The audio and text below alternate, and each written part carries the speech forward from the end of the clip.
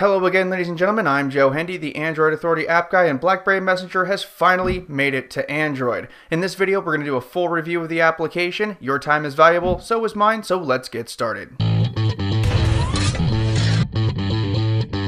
The first thing we'll talk about is the design. Initially, the design was somewhat controversial since BBM follows the Blackberry OS standard of design and not Android. Believe it or not, it's a change you won't notice all that much. The left side slide-out menu is still present, but there is a second menu on the right side that slides out as well. Generally speaking, the left side menu acts as a sitemap of sorts. You use it to navigate around the app. The right side menu changes depending on what you're doing inside of the app, so if you're in the group section, the options will be different than in the contact section. General movement and chats look about how you expect. You open the chat and there are chat bubbles. The action bar is a little taller than other messaging apps, but usually doesn't get in the way too much. There are icons for when messages are delivered and received. The chat section looks like the good old-fashioned Google Talk interface, while the contacts and group tabs use more of a tile layout. The last thing we'd like to mention are the settings. You can remove that obnoxious notification icon if you want to. BBM for Android warns that if you do, messages may not send or be received. So that's a risk-reward situation you'll have to work out on your own.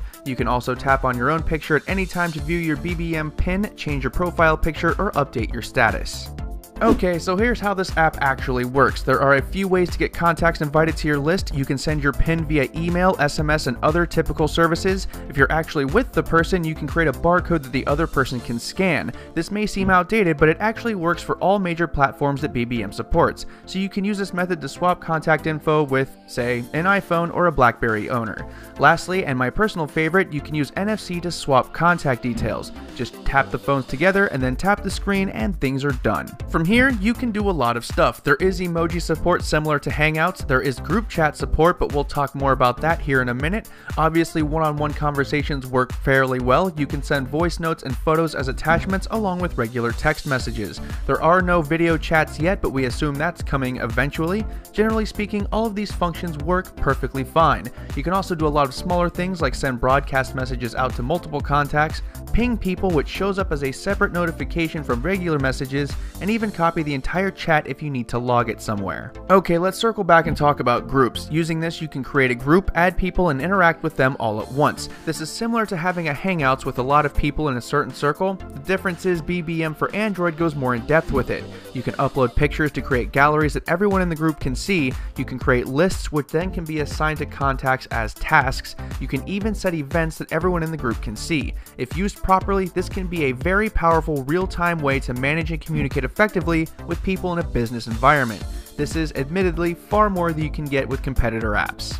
The first thing that jumped out at us was the ease of use. There are at least 3 different ways to add contacts. You can do the conventional method if you wish, or you can use the NFC tap or the barcode scan to add people. The chat, contact, and group tabs are all pretty much self-explanatory, and no one should have any problems figuring out how things work. After you get used to the dual menus, nothing in this app is hard to find or master. Another thing we found particularly wonderful were the groups. The task lists, the group gallery, the group events, and the group chat put together create a comprehensive group experience unlike anything else you'll find in the messaging space. It can be used for things as simple as keeping in contact with all of your friends at once, but the tools provided can be useful in pretty much any group atmosphere, be it business or pleasure. So here's what we didn't like. The design is functional, but not all that good looking. When I went through this app the first time, it was the features that impressed me and not the interface. Since the design is functional, it's hard to denounce it entirely. However, there were little things. The action bar is pretty tall. The menu buttons cover more real estate on the screen than the contacts, groups, and conversations tabs combined. The design itself is functional, but it's not striking to look at. It's not bad, but you won't find anyone singing praises about it either. The only other thing we could find were inconsistencies in the interface. You can slide open the left side menu, but you can't slide open the right side menu. You can't swipe between tabs. Turning off the notification icon makes the app not work sometimes. None of these are reason enough to complain on their own, but put together they create a somewhat confusing experience.